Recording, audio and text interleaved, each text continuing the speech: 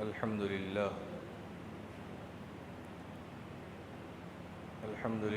نحمده ونستعينه ونستغفره ونؤمن به ونتوكل عليه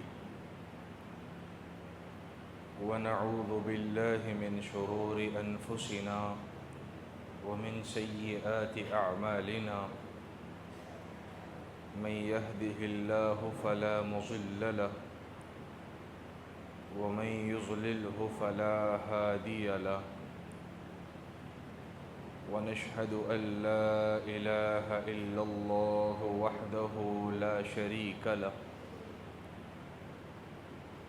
ونشهد أن سيدنا ونبينا ومولانا محمدا عبده ورسوله أما بعد فقد قال الله تبارك وتعالى في القرآن المجيد والفرقان الحميد فأعوذ بالله من الشيطان الرجيم بسم الله الرحمن الرحيم إني جاعلك للناس إماما قال ومن ذريتي قال لا ينال عهد الظالمين صدق الله العظيم اللهم صل على سيدنا ونبينا ومولانا محمد في أول كلامنا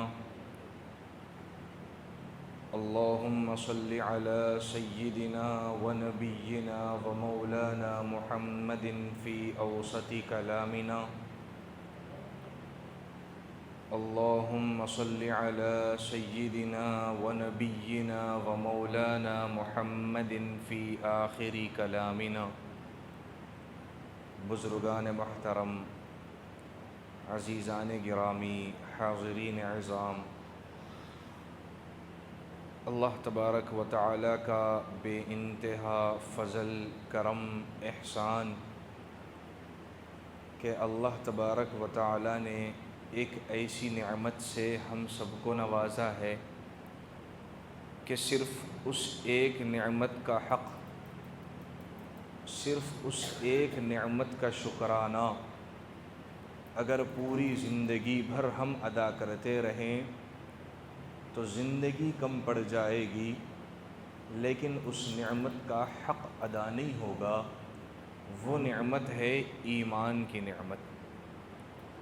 یہ اتنی عظیم دولت ہے کہ جو بندہ اللہ پر ایمان رکھتا ہے، جو بندہ نبی علیہ الصلاۃ کو آخری نبی، آخری رسول تسلیم کرتا ہے، اور جس کا یہ ایمان ہو، اس کو اللہ تبارک و تعالی جنت کی بشارت دیتے ہیں۔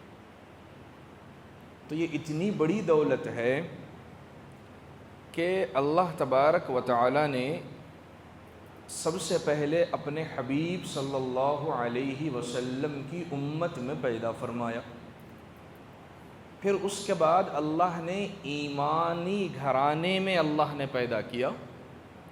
پیدا ہوئے تو پہلی آواز کان میں آئی اللہ اکبر اذان کی، پھر دوسرے کان میں آئی اقامت کی، تو پہلا کلمہ دنیا میں آنے کے بعد جو ہم نے سنا ہے وہ اللہ کا نام سنا۔ تو اللہ نے اپنے حبیب کی امت میں پیدا کر کر ایمان کی دولت دے دی۔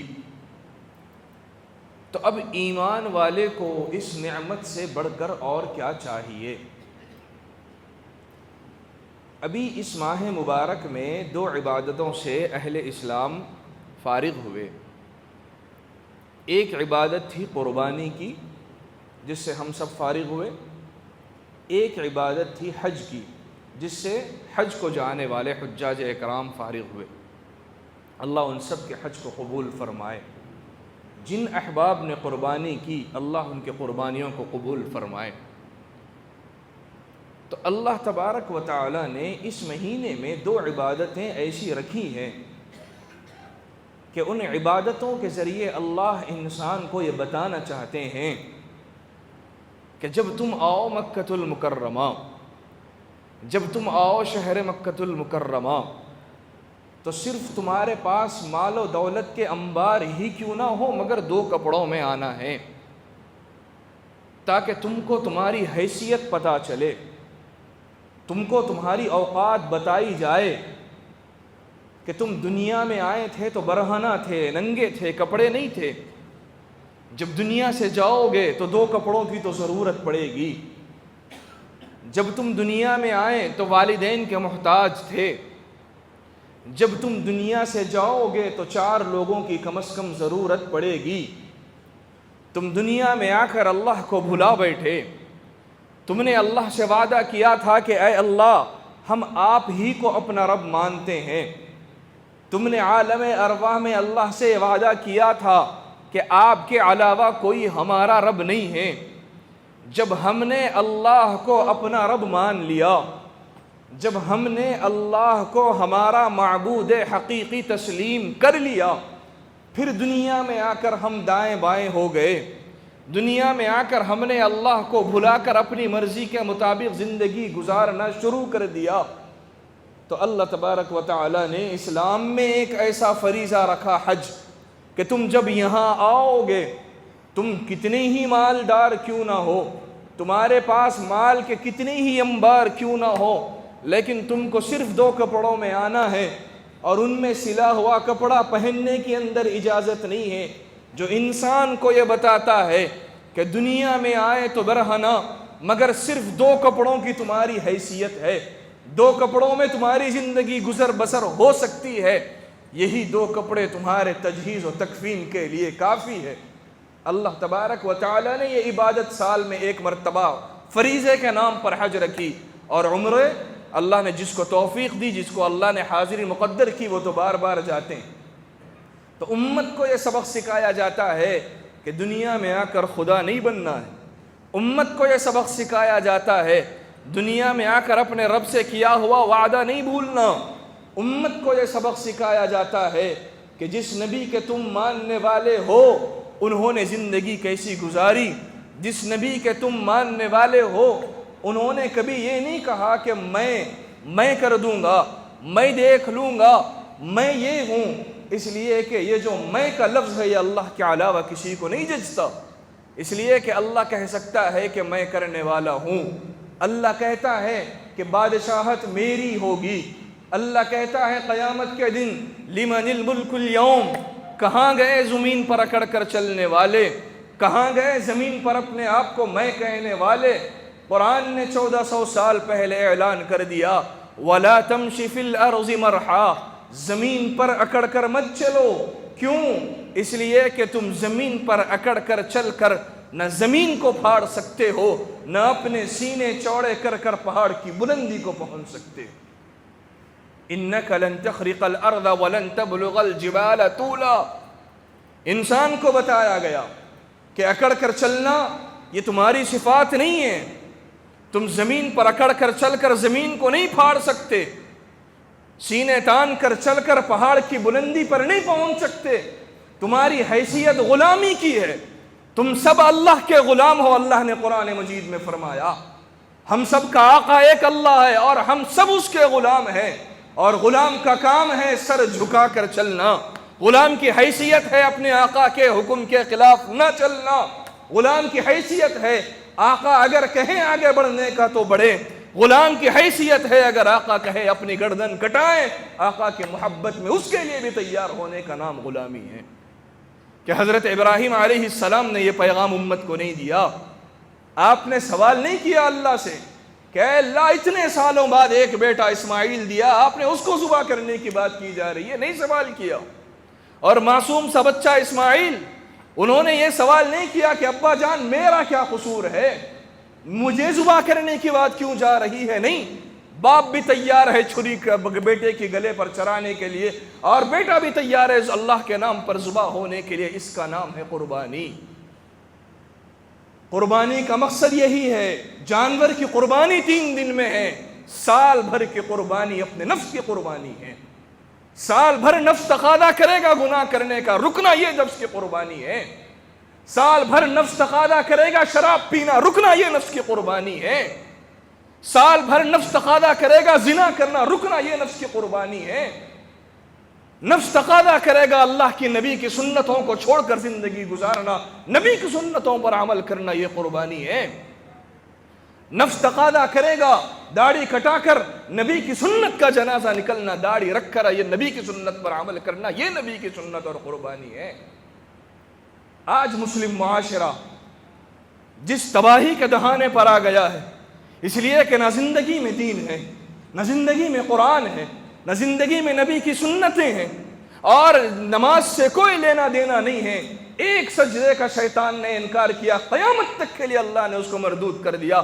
5 وقت اللہ کی طرف سے اللہ کا منادی اعلان کرتا ہے، حی علی الصلاح حی علی الفلاح، نیند نہیں چھوڑی جاتی، آرامی بستر نہیں چھوڑا جاتا، اللہ کی محبت میں قربانی نہیں دی جاتی۔ جب اپنی مرضی آئے تو اللہ کے حکم پر عمل کر لیے۔ یہ تو اللہ نے یہودیوں کے بارے میں فرمایا تھا قرآن میں، افتؤمنون ببعض الکتاب وتکفرون ببعض۔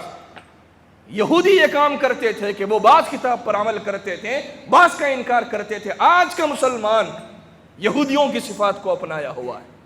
قرآن کا حکم میری مرضی کے مطابق آئے میں عمل کروں گا، قرآن کا حکم میری مرضی کے خلاف آئے میں قرآن کو پیچھے چھوڑ دوں گا، نبی کی سنت میری مرضی کے خلاف آئے نبی کی سنت کے دھجیاں اڑا دوں گا۔ نکاح اس لیے کروں گا کہ نبی کی سنت ہے، اور نکاح کے نام پر، بارات کے نام پر شریعت کا جنازہ نکالوں گا اور اپنی مرضی کو عمل کر کر نبی کی سنت کو چھوڑ دوں گا۔ اس کو عاشق رسول کہا جاتا ہے۔ کس نبی نے یہ امت کو تعلیم دی؟ کس نبی کے ماننے والوں نے اس طریقے کی زندگی گزاری؟ صحابہ 24 گھنٹے اللہ کے نبی کی سنتوں پر عمل کرنے کی فکر میں رہتے تھے۔ نبی کے سامنے بلند آواز سے بات کرنا بھی ان کو گوارا نہیں ہوتا تھا۔ وہ جب ان سے کہا گیا کہ آج تم کو اس لیے قتل کیا جا رہا ہے کہ تم ایک نبی پر ایمان لے آئے ہو، اور تمہیں اس لیے قتل کیا جا رہا ہے کہ تم خدا پر ایمان لے آئے ہو، تم اگر کہہ دو ایک مرتبہ کہ میں نبی کو نہیں مانتا، ہم تم کو چھوڑ دیں گے۔ صحابی نے کہا نبی کی محبت میں گردن کٹانا منظور ہے، نبی کے پاؤں میں کانٹا چبھنا بھی گوارا نہیں ہے۔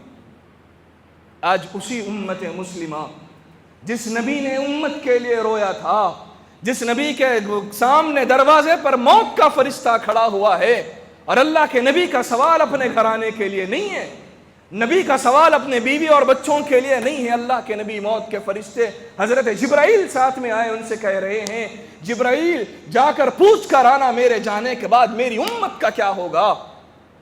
موت کا فرشتہ دروازے پر ہے، اور اللہ کے نبی کو آخری وقت امت کی فکر ہے۔ وہی امت جس امت نے آج شراب خانوں کو آباد کرنے میں مصروف ہے، اسی امت کی فکر تھی اللہ کے نبی کو جو آج اپنا پیسہ شادی کے نام پر، رسموں اور رواجوں کے نام پر بے تحاشا اڑانے میں مصروف ہے۔ اسی امت کی اللہ کے نبی کو فکر تھی جس امت نے والدین کو جیتے جی مار دیا۔ اسی امت کی اللہ کے نبی کو فکر تھی جس امت نے والدین کو غلام بنا لیا۔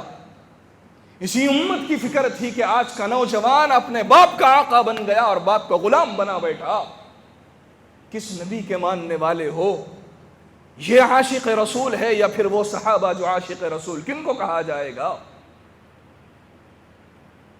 مالدار 2 بھائیوں میں ایک ہو تو دوسرے بھائی کا گھر آنا گوارا نہیں۔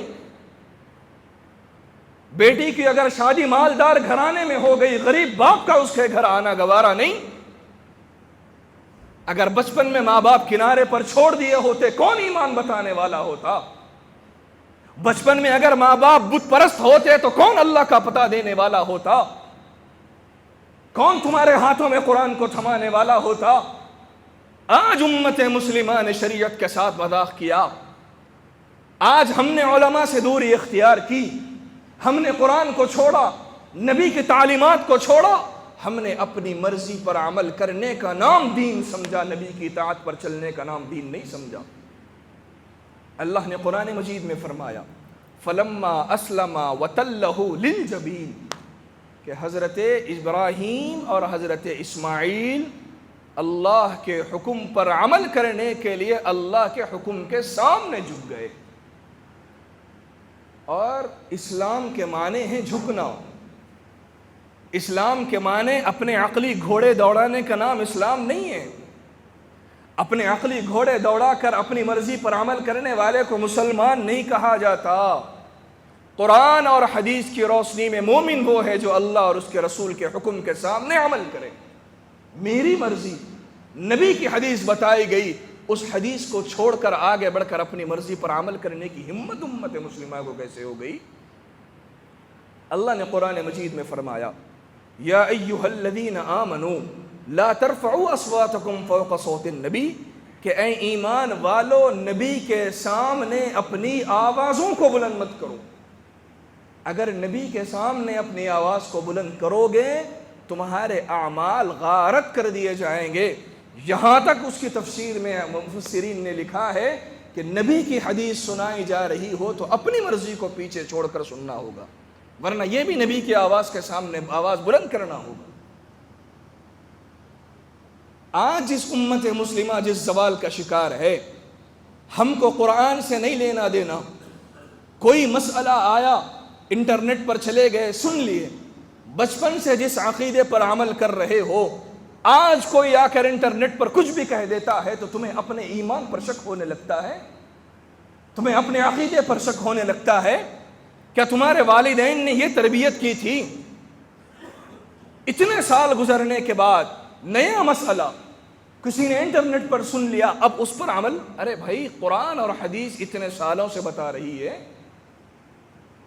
کیا آپ یہ مانتے ہیں کہ والدین نے غلط عقیدہ سمجھایا؟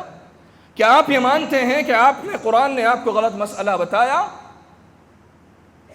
اور یہ بے دینی کا نتیجہ علماء سے دوری، قرآن سے دوری، شریعت سے دوری، اپنی مرضی کے مطابق عمل کرنا، گمراہ ہو جانا. کوئی خدا کا انکار کر بیٹھا ہے، کوئی نبی کے بعد کسی اور کو نبی مان بیٹھا ہے. ایسے لوگوں کے لیے جنت ہے؟ نبی کی ایک بات کا انکار زبان سے کرنے والا بھی کافر، عمل سے کرنے والا بھی کافر.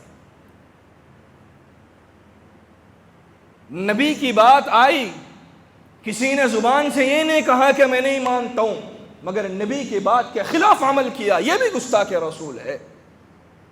تو پھر کیا وہی سزا دی جائے جو گستاخ رسول کی ہوتی ہے؟ غفلت، دین سے دوری. دنیا میں آنے کا مقصد کیا ہے؟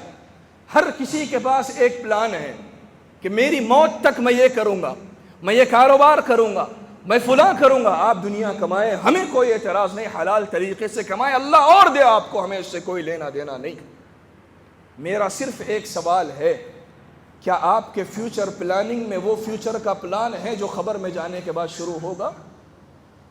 کیا آپ کے فیوچر کے پلاننگ میں وہ فیوچر کا پلان ہے جو پل صراط کا راستہ پار کرنا ہوگا؟ کیا آپ کے فیوچر کے پلان میں وہ پلان ہے جب اللہ کے سامنے کھڑے ہو کر حساب و کتاب دینا ہوگا؟ کیا آپ کے فیوچر کے سامنے اس فیوچر کا پلان ہے کہ جب ترازو تولا جائے گا تو کون سا پلڑا جھکے گا؟ کیا آپ کے فیوچر کے پلان میں وہ پلان ہے کہ اس چہرے سے کیا اللہ کے نبی کا دیدار ہو سکتا ہے؟ ہر شخص اپنے نفس کا جائزہ لے. کسی پر انگلی اٹھانے کی ضرورت نہیں ہے، کسی کو یہ بولنے کی ضرورت نہیں کہ آپ اپنا حساب کرو. آپ نہیں، ہر کوئی اپنا اپنا حساب کریں اور یہ سوچیں کہ اگر اس وقت موت آ جائے تو کیا ہم اس چہرے سے اللہ کے سامنے کھڑے ہونے کے قابل ہیں؟ کیا یہ چہرہ اللہ کے نبی کے سامنے لے جانے کے قابل ہے؟ اگر نہیں ہے تو کب ہوگا؟ اگر نہیں ہے تو تیاری کب ہوگی؟ ہر اٹھنے والا جنازہ پچھلے لوگوں کو یہ پیغام دیتا ہے کہ بھائی آج میں جا رہا ہوں، کل تیری باری ہے. اس دنیا میں خدا کا انکار کرنے والے پیدا ہوئے، اس دنیا میں نبیوں کا انکار کرنے والے پیدا ہوئے، اس دنیا میں قرآن کا انکار کرنے والے پیدا ہوئے. آج تک اس دنیا میں موت کا انکار کرنے والا پیدا نہیں ہوا. جو موت کو نہیں مانتا اسے بھی لے جاتی ہے، جو مانتا اسے بھی لے جاتی ہے. اور جب نبی دنیا چھوڑ کر چلے گئے، ہماری کیا حیثیت؟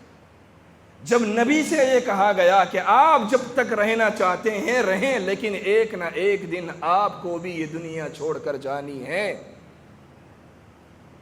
تو پھر یہ امت کب نبی کے تعلیمات کو اپنائے گی؟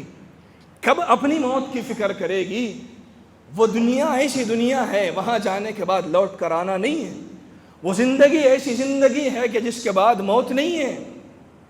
اس فیوچر کی کیا پلاننگ ہوئی؟ خبر پر پھول ڈالنے سے خبر میں خوشبو نہیں مہکتی. خبر جب جنت کا باغ بنتی ہے تو خوشبو مہکتی. خبر پر عطر کے باٹلیں ڈالنے سے خوشبو نہیں مہکتی. جانے والا ویسے اعمال کر کر جایا تو پھر اللہ اس کی خبر کو مہکاتے ہیں. نبی نے صاف فرمایا کہ خبر کا گڑا یا جنت کے باغوں میں سے ایک باغ ہے یا جہنم کے گڑوں میں سے ایک گڑا ہے. اب اس کو کیا بنانا ہے یہ جانے والے کی مرضی ہے. یہ میرے اختیار میں ہے کہ میں اپنی خبر کو کیسے چاہتا ہوں. اس کے لیے مجھے اللہ کے حکم پر عمل کرنا ہوگا. اس کے لیے مجھے نبی کی زندگی کو اپنانا ہوگا. جن صحابہ کو دنیا میں جنت کی بشارت دی گئی، موت کے وقت حضرت عمر کی آنکھوں سے آنسو جاری ہے. اہل سنت والجماعت کا عقیدہ ہے 1,24,000 صحابہ اس دنیا میں آئے، تمام کے تمام جنتی. یہ اہل سنت والجماعت کا عقیدہ ہے. اس کے باوجود حضرت عمر کی موت کے وقت آنکھوں سے آنسو جاری ہے. صحابی نے پوچھا کیا بات ہے عمر، کیوں رو رہے ہو؟ کیا موت سے ڈر گئے؟ کہنے لگے موت سے نہیں ڈرا، موت کے بعد عمر کا کیا ہوگا مجھے اس سے ڈر ہو رہا. حضرت عثمان غنی داماد رسول، صحابی رسول، جن کو جنت کی بشارت دنیا میں ملی، جب قبرستان سے گزرتے تو اتنا روتے کہ داڑھی مبارک بھیگ جاتی اور یہ کہتے کہ قبر کی یہ پہلی منزل ہے، جو یہاں پار ہو گیا اگلی منزلوں میں راحت ہوگی. ہر اٹھنے والا جنازہ امت کو پیغام دیتا ہے، لیکن امت وہی غفلتی، وہی دین بیزاری، وہی خدا بیزاری، وہی نبی کی سنتوں کا مذاق اڑانا، نکاح کے نام پر سنت کا نام دے کر بارات کے نام پر شریعت کا جنازہ اڑانا، پیسوں کو پانیوں میں بہانا. اپنی مرضی پر عمل کرنے والا عاشق رسول نہیں ہو سکتا. نبی کو نبی کفار نبی کی شان میں گستاخی کر رہے ہیں اس لیے کہ پہلے ہم نے نبی کی سنتوں کا مذاق اڑایا، ہم نے مسجدوں کو آباد کرنا چھوڑ دیا. اب غیروں کی طرف سے اعلان ہو گیا کہ جن کے لیے اذان ہو رہی ہے وہ بستر چھوڑنے کو تیار نہیں ہے، ہم کیوں چھوڑیں، ہم کیوں سنیں ان کی اذانیں. جن کے لیے مسجدیں بنائی ہیں وہ مسجدوں کو آباد کرنے کے لیے تیار نہیں ہے. کیا ضرورت ہے ایسی مسجدوں کی؟ مسجدوں کا مسئلہ آتا ہے، اہل اسلام اکٹھے ہوتے ہیں، 5 وقت اللہ کا منادی آواز دیتا ہے، کسی کو نماز کو آنے کی توفیق نہیں ہوتی.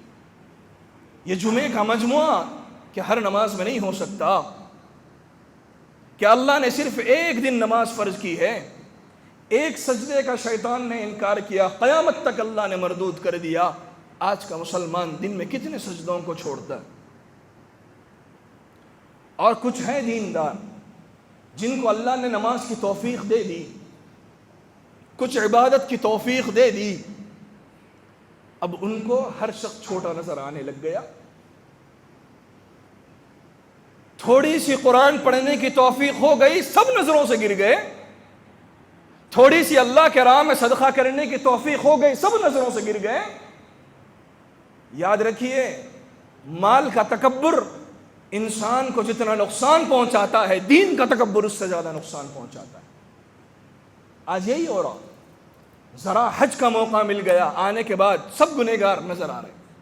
ذرا قرآن کی توفیق مل گئی، سب نے نیچے حیثیت نظر آ گئی. ذرا 5 وقت کی توفیق مل گئی، اب سب نظر نیچے حیثیت نظر آنے لگ گئی. یہاں تک کہ امام بھی نظر نہیں آ رہا اب ان کو. وہی امام، وہی مفتی اعظم بن بیٹھے. دین کا تکبر مال کے تکبر سے زیادہ خطرناک ہے اور نقصان پہنچاتا ہے. نبی علیہ السلام نے کبھی تکبر نہیں کیا، حالانکہ نبی کی موجودگی میں نبی سے بڑھ کر اللہ کے بعد کسی اور کو اتنا علم نہیں ہوتا جتنا نبی کو ہوتا ہے. اس کے باوجود اللہ کے نبی نے کبھی تکبر نہیں کیا. صحابہ ہمیشہ اپنی حیثیت کو سامنے رکھتے تھے. حضرت عمر فاروق رضی اللہ عنہ جب آپ کو خلیفہ بنایا گیا تو حضرت عمر بن خطاب رضی اللہ عنہ کہنے لگے صحابہ سے کہ کوئی ایسی بات بولو جس کو میں اپنے تخت پر لکھ کر رکھوں تاکہ جب اگر کبھی میرا نفس غلط فیصلہ کرنا چاہے، کبھی میرا نفس غلط تقاضا کرے تو میں اس نصیحت کو پڑھ کر عمل کر لوں۔ تو صحابہ نے کہا عمر لکھو کہ اے عمر ایک نہ ایک دن تجھے بھی موت آنی ہے۔ حضرت عمر نے اپنے تختے پر لکھ کر سامنے لٹکایا تھا، بار بار اس کو پڑھا کرتے تھے کہ عمر تجھے بھی موت آنی ہے۔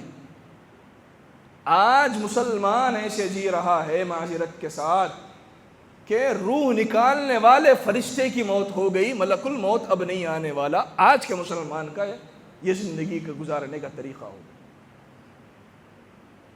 پڑوسیوں کے حقوق دبائے بیٹھے ہیں، سگے بھائی اور بہنوں کے میراث کے حقوق کھائے بیٹھے ہیں، اپنی بیٹیوں کی شادی میں تو جہیز پہ جہیز دیے جا رہے ہیں اور اپنے سگے بہن بھائیوں کا میراث کھائے بیٹھے ہیں، اور یہ سمجھتے ہیں کہ کعبے کے چکر کاٹنے سے معاف ہو جائے گا۔ نہیں معاف ہوگا۔ لوگوں کے حقوق دبا کر حج پر حج کر لو، شب قدر اور شب برات میں رات بھر عبادتیں کر لو، ان رات بھی ان لوگوں کی مغفرت نہیں ہے۔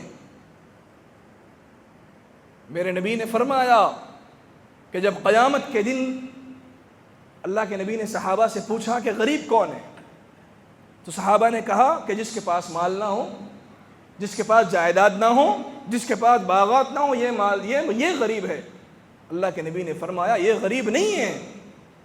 اللہ کے نبی نے فرمایا قیامت کے دن ایک شخص آئے گا، اتنے نیکیوں کے پہاڑ لے کر آئے گا کہ دیکھنے والے یہ کہیں گے کہ بھائی اس کے نیکیوں کے حساب سے تو اسے جنت مل جانی چاہیے، لیکن دنیا میں وہ کسی کا حق دبایا ہوا ہوگا۔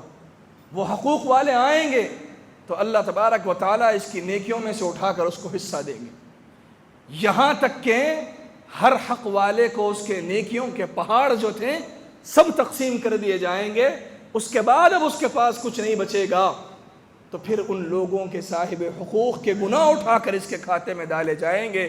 میرے نبی نے فرمایا جب یہ آیا تھا اس کے نیک اعمال اتنے تھے کہ یہ جنت کا مستحق تھا، لیکن لوگوں کے حقوق دبا کر سارے نیکیاں اس کے لوگوں کو دیے گئے، اب یہ لوگوں کے گناہ اپنے کھاتے میں لے کر جہنم میں جانے کا مستحق ہو گیا۔ میرے نبی نے فرمایا یہ میری امت کا غریب ہے۔